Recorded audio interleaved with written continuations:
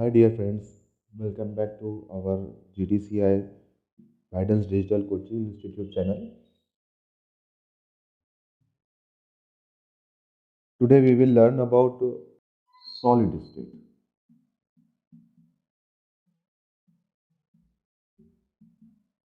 It is nothing but the first chapter of 12th chemistry.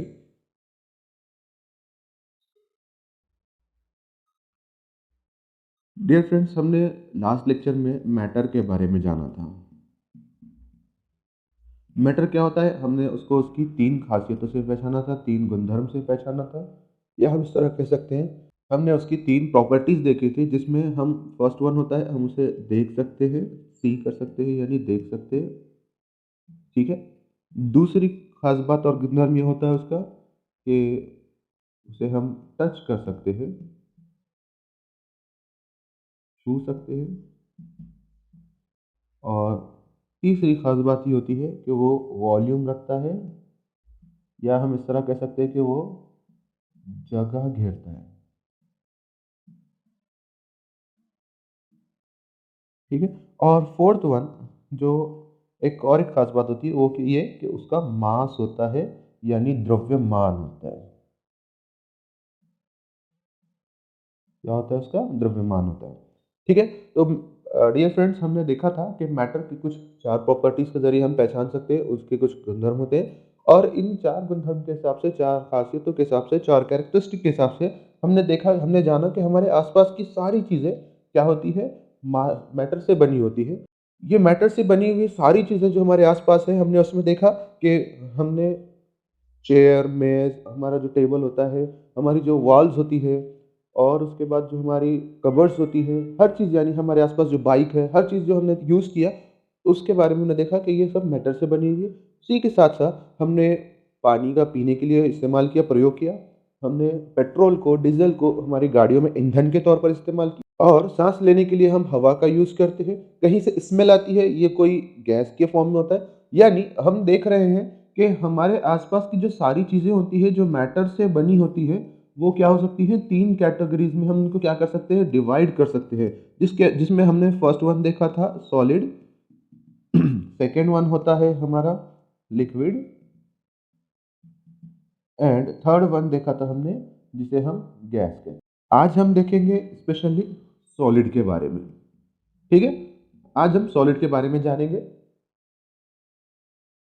सबसे पहली चीज हम सॉलिड होता क्या है इसके बारे में देखेंगे। सॉलिड सॉलिड को हिंदी मराठी में हम ठोस कहते हैं, हम उसे जड़ वस्तु भी कहेंगे, और उर्दू में हम उसे ठोस ही कहते हैं। आज हम इसको पहचानने के कुछ विशेषताएं, उसकी कुछ खासियतें होती है, जो कुछ उसके कैरेक्टरिस्टिक होते हैं, उनके बारे में देखेंगे। जिस तरह हमने मैटर को पहचानने के लिए कुछ तीन चार प्रॉपर्टीज का यूज किया था, आज हम ठोस को पहचानने के लिए उसकी भी कुछ तीन चार प्रॉपर्टीज, कैरेक्टरिस्टिक होते हैं, खासियतें होती है, हम उनके बारे में जानेंगे। देखो, फर्स्ट वन होता है कि ये एक डेफिनाइट शेप रखता है, और उसका कुछ साइज भी होता है, ठीक है। डेफिनेट शेप या साइज होता है, रिटेन करता है, रिटेनिंग ऑफ डेफिनाइट शेप, है ना। हमने क्या देखा कि सॉलिड को पहचानने की दो प्रॉपर्टीज होती है। फर्स्ट वन कि उसका एक डेफिनेट शेप एंड साइज होता है, और दूसरी खास बात कि वो अपने शेप एंड साइज को क्या करता है, रिटेन करता है। लेकिन ये कब तक करेगा, यहाँ पर एक कंडीशन अप्लाई करते हैं हम। यहाँ पर क्या कंडीशन होगी, अनटिल एक्सटर्नल फोर्स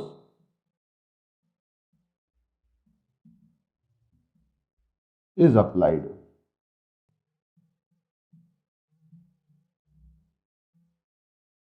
ठीक है। हमने क्या देखा कि एक डेफिनेट शेप और साइज होता है उसका, और वो उसको रिटेन रखता है, यानी बरकरार रखता है। कब तक के बरकरार रखेगा उसको उसी तरह कब तक रखेगा वो, जब तक कि उसके ऊपर कोई एक्सटर्नली फोर्स अप्लाई ना किया जाए। ऐसी चीजों को जिनके अंदर कुछ डेफिनेट शेप एंड साइज होगा, जिनका कुछ उनका जो शेप होगा वो उसको बरकरार रखेंगे, उसको रिटेन रखेंगे, कब तक के, जब तक कि उनके ऊपर कोई एक्सटर्नली फोर्स अप्लाइड ना किया जाए। तो हम ऐसे सारी चीज़ों को, ऐसे सारे पदार्थों को, ऐसे सारे वस्तुओं को हम किस कैटेगरी में रखेंगे? हम उसे रखेंगे ठोस में रखेंगे, सॉलिड स्टेट में रखेंगे, ठीक है? तो आज फ्रेंड हमने किसके बारे में देखा? सॉलिड किसे कहते हैं, सॉलिड की प्रॉपर्टीज क्या होती है। आज हम देखेंगे कि अब सॉलिड को भी क्या हमको कैटेगराइज कर सकते हैं, क्या उनको भी हम और डिवाइड कर सकते हैं। तो हम यहाँ पर जानते हैं कि सॉलिड जो होता है हम उसे दो कैटेगरी में डिवाइड कर सकते हैं। फर्स्ट वन होता है क्रिस्टलाइन सॉलिड, सेकेंड वन होता है अमॉर्फस सॉलिड।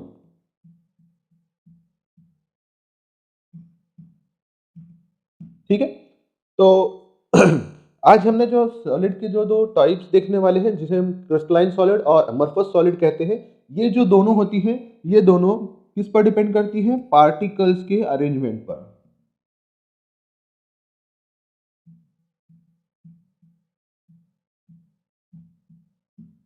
किसकी बेसिस पर हम करते हैं इसको? बेसिस क्या है हमारा? बेसिस है पार्टिकल अरेंजमेंट।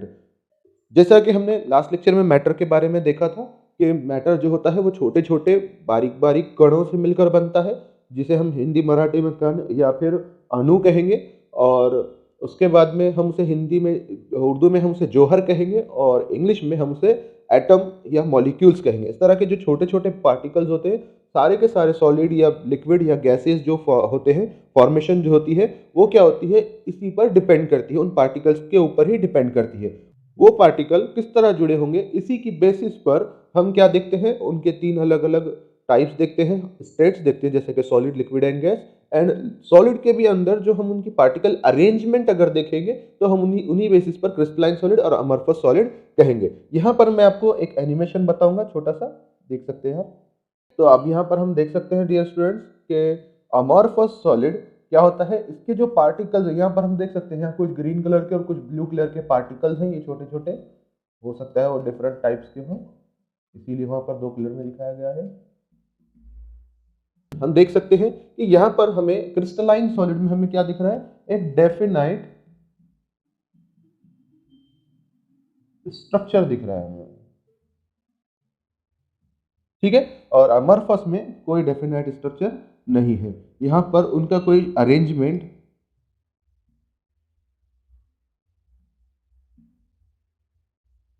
यहाँ पर हम देख सकते हैं कि अमॉर्फस का कोई अरेंजमेंट फिक्स नहीं है, ठीक है। तो हम यहाँ देख सकते हैं कि अरेंजमेंट फिक्स नहीं है, और यहाँ पर अरेंजमेंट क्या है? फिक्स है।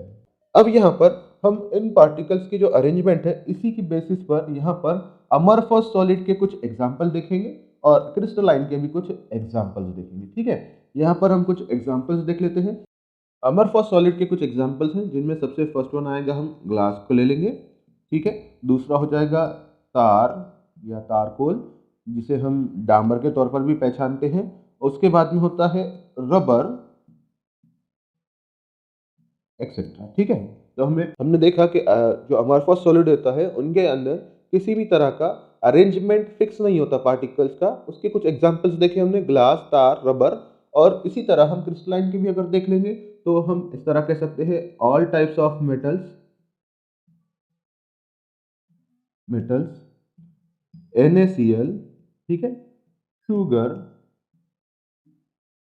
डायमंड एक्सेट्रा, ठीक है। अब यहाँ पर दोनों के बीच में जो डिफरेंस दिखाई दे रहा है, हमें समझ में आना चाहिए कि अमॉर्फस सॉलिड बनते कैसे हैं और क्रिस्टलाइन बनते कैसे हैं। जो अमॉर्फस सॉलिड होते हैं वो बनते हैं हमेशा जब भी कोई लिक्विड क्या होता है, कोई लिक्विड फ्लो होता है, क्या होता है? फ्लो होता है, और हम उसे कूल कर देते हैं। क्या करते हैं? हम उसे कूल, ठंडा कर देते हैं।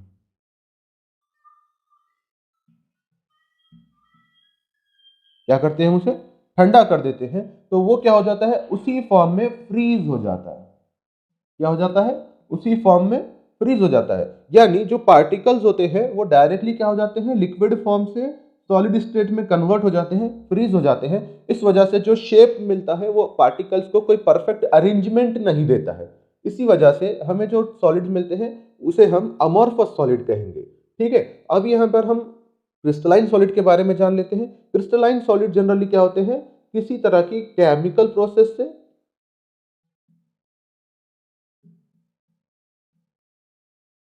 क्या होते हैं, जनरली किसी केमिकल प्रोसेस की वजह से बनते हैं, या फिर उनके बीच में क्या होता है, जो पार्टिकल्स होते हैं, क्या होते हैं, पार्टिकल्स, वो क्या होते हैं, किसी चार्जेस की वजह से आपस में जुड़ जाते हैं। ये सब क्या होते हैं, आपस में जुड़कर एक सॉलिड बनाते हैं, जिसकी अरेंजमेंट उन चार्जेस की वजह से या उन पार्टिकल्स के शेप एंड साइज की वजह से क्या होती है, फिक्स हो जाती है। क्या हो जाती है, फिक्स हो जाती है। इस वजह से जो हमें सॉलिड मिलता है वो क्या होता है, क्रिस्टलाइन सॉलिड होता है। ठीक है, तो फ्रेंड्स हमने आज जाना किस किस के बारे में देखा। हमने सबसे पहले मैटर का कुछ हमने रिवीजन देखा, जिसकी हमने उसके कैरेक्टरिस्टिक या प्रॉपर्टीज, यहाँ पर मैं लिख देता हूँ एक मरतबा, क्या होती है, कुछ प्रॉपर्टीज होती है। हमने मैटर को उनकी कुछ प्रॉपर्टीज के जरिए पहचाना। उसके बाद में हमने देखा कि हमारे आसपास की सारी चीजें जो है मैटर से बनी है। मैटर को हमने 3 कैटेगरीज में बांटा, जिसमें हमने सॉलिड, लिक्विड एंड गैस देखा।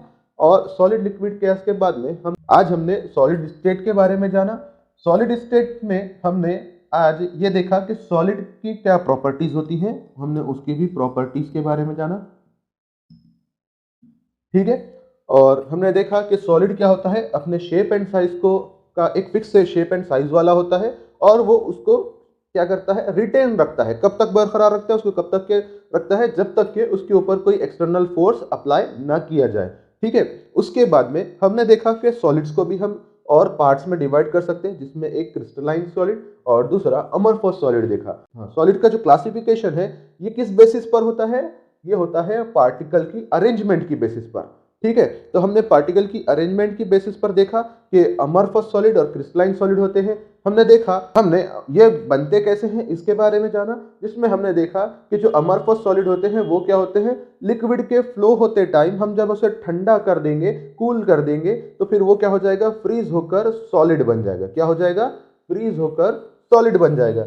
ऐसे सॉलिड को हम क्या कहेंगे, अमरफस सॉलिड कहेंगे। और जब हमने क्रिस्टलाइन सॉलिड के बारे में जाना, तो क्रिस्टलाइन सॉलिड के बारे में हमने क्या देखा कि ये पार्टिकल्स की अरेंजमेंट क्या होती है, इनके शेप एंड साइज की वजह से या चार्जेस की वजह से।